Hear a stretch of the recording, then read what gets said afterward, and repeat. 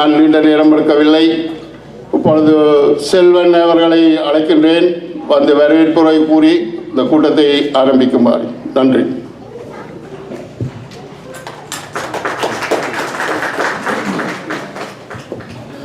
நன்றி சந்தனா. இந்த என்னுடைய வரவேற்புரையை நான் அளிப்பதற்கு முன்பாக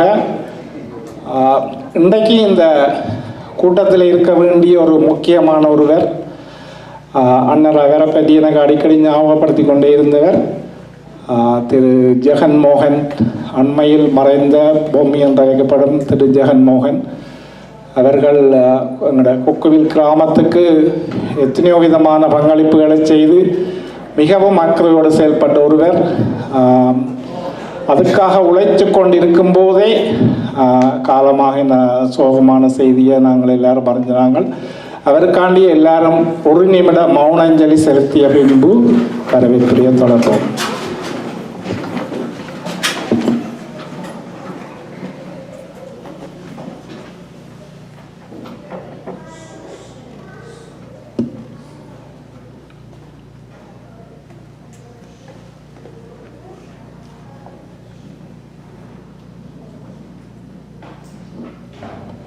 நன்றி எல்லோருக்கும்.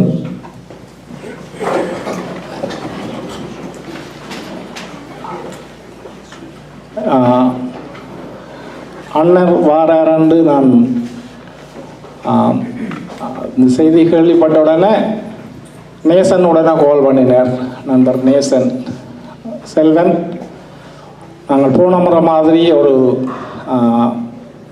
கெட் டுகெதர் இந்த முறையும் செய்ய வேணும், ஒழுங்குபடுத்தும் கொண்டு கேட்டார். அப்போ நான் இது அன்னைட்ட சொன்னேன்னு இப்படி ஒன்று செய்ய போகிறோம்னு சொல்லி, உனக்கு என்ன விசர உண்டார். அவர் அப்படி தான் என்னுடைய நெருக்கமானவரோடு அப்படி தான் கதைக்கிறார். உனக்கு என்ன விசரோ அது முந்தி செய்தாச்சுட்டாங்கன்றார். நான் சொன்னேன், இல்லை இந்த முறை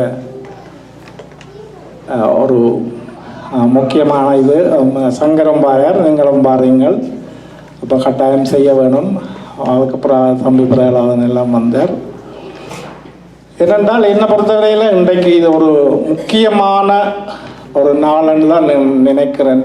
ஒரு கடந்த வருடம் என்னுடைய மனநிலை வேறு மாதிரி இருந்தது. இப்படி ஒரு நிகழ்வு நடக்குமென்றது அப்போ யாரும் வந்து சொல்லியிருந்தால் அது ஒரு கனவு, அல்லாட்டி இது என்ன இப்படி ஒரு பேக்க வைக்கணும்ன்றவர் தான் கேட்டிருப்பேன். அப்படி ஒரு உணர்வில் தான் இருந்தோம் நாங்கள் எல்லாருமே, அப்படி தான் இருந்திருப்போம். ரைட். ஆனால் இப்போ அது ஒரு அதிசயம் மாதிரி ஒரு மிராக்கள் உண்மையில் அப்படி நடந்திருக்குது. உண்மையிலே ஒரு நெகிழ்வான நாள். அது எப்படி என்றால், எல்லாரும் சந்திக்க போகிறோம் என்றோடனே அண்ணன் வந்து நிற்கிறாருன்றோடனே கால்ஸ் வர துவங்கிட்டுது. இப்படி ஒரு சந்திப்போண்ட நான் அந்த வாட்ஸ்அப் குரூப் ஒருத்தருக்குமே நாங்கள் கால் பண்ணல, வாட்ஸ்அப் குரூப் க்ரியேட் பண்ணி அதுக்குள்ளால இப்படி ஒரு சந்திப்புன்னு தகவல் போட்ட உடனே கடகடாண்டு மெசேஜ்கள் வந்து கொண்டு இருந்துச்சு. எங்கே நிற்கிறாரு, எப்போ சந்திக்கலாம், இந்த ஈவெண்ட் எப்போ, அப்படியான விஷயங்கள்லாம் வந்து வந்துச்சு. கால்ஸ் வந்துச்சுது. நாங்கள் வாரம் கட்டாயம் என்ன கொண்டு வரணுமென்று அந்த நேரத்திலிருந்து நீங்கள் அனைவரும் செயல்பட்ட விதம், துடிப்போடையும் ஆர்வத்தோடையும் செயல்பட்ட விதம் உண்மையிலே அவருக்கு அண்ணாவுக்கு கூட தெரியாது. நான் தான் அண்ணாவோட இந்த விஷயங்களை கதைக்க வேணும். ஒரு நிகழ்வாக இருந்தது, சரியான நிகழ்வாக இருந்தது. நீங்கள் எவ்வளவு அக்கறையோடையும் ஆர்வத்தோடையும் துடிப்போடையும் இப்படி ஒரு சந்திப்புக்கு இருந்த நீங்கள்ன்றது அதை நினைச்சு நான் மிகவும் சந்தோஷப்படுறேன். அதே வேளையில் இன்றைக்கு இந்த நிகழ்வில் யார் யார் பேச வேணுமென்று நாங்கள் யோசிக்கல. சின்னத்தம்பி மாஸ்டர், பேராசிரியர் சின்னத்தம்பி அவர்கள், நான் நினைக்கிறேன் 79ஆம் ஆண்டு ஆசிரியராக கல்வித்துறைக்குள்ள கால் எடுத்து வச்சவர். நான் பிள்ளையண்டா அப்புறம் மாஸ்டர் என்ன திருத்திக் கொள்ளுவார். எப்போவுமே வைத்த பணி இதுதான், மாணவன் தவறிடும் போது திருத்துறது தானே. அப்போ அந்த கல்வித்துறைக்குள்ள புகுந்து இன்றை வரைக்கும் அவர் இளைப்பாறிய பேராசிரியர் என்று சொல்ல எனக்கு விருப்பம் இல்லை. ஏனென்றால் இன்றைக்கு வரைக்கும் அவர் கல்வி பணி ஆற்றி கொண்டு தான் இருக்கிறார். பிறகு பல்கலைக்கழகத்துக்குள்ளே புகுந்து கல்வியியல் துறையில் பேராசிரியராக இருந்து அதுக்குள்ளேயும் பல சாதனைகளை செய்த பின்பு யோசிச்சு பாருங்க, மாஸ்டர் வந்து எவ்வளவு காலம் எத்தனை மாணாக்கர்களை சந்திச்சிருப்பார், எத்தனை மாணவர்களை கல்வி புகட்டி வந்து இன்றைக்கு அவைகளெல்லாம் பெரிய நல்ல நிலையில் இருக்கக்கூடிய அந்த வரம் எல்லாருக்கும் கிடைக்காது. அது உண்மையிலே ஒரு நானும் மாஸ்டர் ஒரு மாணவன். இந்த பேச்சுக்கள் உரைகள் ஆக்களோட பழகிறதுக்கு முன்பாகவே மாஸ்டர்கிட்ட பாடம் கற்கைகளையே இந்த எளிமையாக ஒரு விஷயத்தை என்னென்று மக்கள்கிட்ட கொண்டு போய் சேர்க்க வேணும் என்ற விஷயத்தை நான் மாஸ்டர்கிட்ட இருந்து தான் கற்றுனேன். ஏனென்றால் பொருளியல் பாடத்தை மிகவும் இலகுவாக வழங்கப்படுத்துவார். அந்த ஒரு சில மாஸ்டர்ஸ் இருக்கலாம், பேர் சொல்லலாது, சில மாஸ்டர்ஸ் இருப்பினும் என்னென்னா ஒரு பாடத்தை வந்து தான் ஏதோ கஷ்டப்பட்டு எங்களுக்கு சொல்லித்தர மாதிரியும் அது ஒரு பெரிய விஷயம் மாதிரி தான் படிப்பிக்கிறது. அப்படி இல்லை, மாஸ்டர் அப்படி இல்லை, அதில் சிம்பிளாக சொல்லுவார். அது இதெல்லாம் ஒரு விஷயமே இல்லைன்ற மாதிரி, இதுக்கெல்லாம் நீங்கள் கஷ்டப்பட தேவையில்லைன்ற மாதிரி அப்படி ஒரு இலகுவாக எங்களுக்குள்ள கொண்டு புகுத்தக்கூடிய திறமையுடைய மாஸ்டர். அப்போ அவர்கிட்ட கேட்டேன், மாஸ்டர் அப்படி அண்ணா அந்த ஒரு கெட் டுகெதர் நீங்கள் அண்ணாவை பற்றி கதைக்கணுமெண்டு. உடனே சொன்னார், என்ன தவிர வேறு யாரும் நான் அதனை பற்றி கதைக்கலாது. ஏனென்றால் அவ்வளவு விஷயமும் எனக்கு தெரியும். நான் எவ்வளோ காலமாக கொக்கு விளக்கில் நான் செல்வியக்காவை கல்யாணம் கட்டின காலத்திலிருந்து நான் அதை அவதானித்து கொண்டு வரேன். என்னை விட சிறப்பாக யாரும் கதைக்க முடியாது. அது ஒரு சந்தோஷமான விஷயமாக இருந்தது. பிறகு சின்னமணி அண்ணன் வளர்மதியில் ஆரம்ப காலத்திலிருந்து, அதாவது அண்ணாவுக்கு முதலே வளர்மதியை இல்லை வேற ஒரு விளையாட்டு கழகத்தை தொடங்கி அது கூடாக அண்ணாவோட தொடர்ந்து நடைபெற்று கொண்டு வர ஒரு ஆள் சின்னமணி அண்ணன்.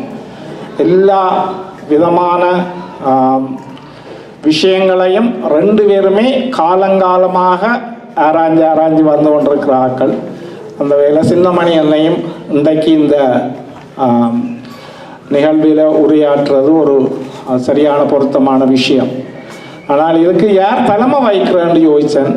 அப்போ போன முறையும் சன்னண்ணா தான் தலைமை வகித்தவர். போன முறையே நாங்கள் அந்த முடிவை சரியாக எடுத்திருந்த நாங்கள்.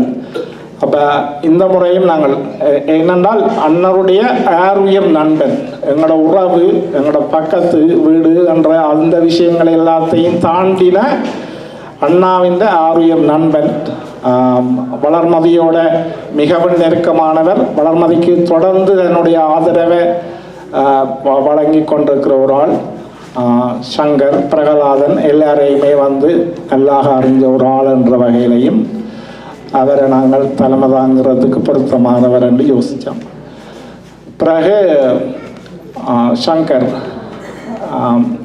உண்மையில சங்கர் வராமல் இருந்திருந்தால் இலங்கையிலிருந்து அண்ணருடைய பயணம் சாத்தியமில்லை. நான் பகடிக்கு சொன்னது பகடியைத்தான் சொன்னேன். நீர் கனடா பார்க்க வாரண்டு 3 சீனியர்ஸை மேய்க்கிற அலுவலோட வந்திருக்கிறீர். அண்ணா அண்ணி சங்கத்து அம்மா அப்படி வந்தவன். வளர்மதி இன்றைக்கு நன்றாக இயங்கி கொண்டிருக்கிறதுல முக்கியமான காரணம் சத்தியமூர்த்தி அண்ணா, பிறகு சங்கத்த குடும்பம், ஈசா, சங்கர், அப்படி அவரோடு சேர்ந்த இளைஞர்கள், இவையின்றதால தான் இன்றைக்கும் வளர்மதி ஒரு உயிர்ப்போடு இயங்கி கொண்டிருக்குது. எத்தனையோ இடங்களில் கிராமங்களில் வந்து சனசமூல்யங்கள் தங்களோட வேகத்தை குறைஞ்சி கொண்டு போகிற நேரத்தில் வளர்மதி அதுக்கு மாறான ஒரு பாதையில் மிகவும் வேகமாக உயிர்ப்போடு இயங்குறதுக்கு சங்கர் மாதிரியான ஆட்கள் மிகவும் முக்கியமானவர்கள். அதோட எங்கட குடும்பத்துக்கு, அதாவது ஸ்பெஷலாக அண்ணாண்ட குடும்பத்துக்கு சங்கர மாதிரியான ஒரு ஆள். உண்மையில நாங்கள் அங்கே யாருமே இல்லை, அண்ணாண்ட பிள்ளைகளும் அங்கே இல்லை, மயூரியும் இல்லை, கபிலனும் இல்லை. ஆனால் அவைன்ற இடத்தையெல்லாம் நிரப்பக்கூடிய வகையில் இன்றைக்கு சங்கர் அண்ணா குடும்பத்துக்கு பெரிய உறுதுணையாக இருக்கிறார் என்றதையும் இந்த நேரத்தில் சொல்ல வேணும். பிரகலாதன் வந்து சின்ன இந்த நந்தாவில் இருந்ததே பிரகலாதன் குறைவான காலம்தான் இருந்தவர். வேற பிரகலாதன் இன்னொரு வகையில் சொன்னால் செல்லமுத்தாச்சியின் பூட்டப்பிள்ளை. அவர் இருந்த காலமே குறைவு. ஆனால் மலையத்தில் கனகாலம் இருந்தவர். அப்போ நான் சின்னனாக பிரகலாதனை சந்திக்கல. அந்த தமிழ் வந்து கொஞ்சம் கொச்ச தமிழ். பிறகு இந்த வளர்மதிக்குள்ளால உள்ளம் சஞ்சிகையை வெளி கொண்டு வந்த நேரத்தில் நான் பிரகலாதனோட 2-3 தடவைகள் கதைக்க வேண்டி வந்தது.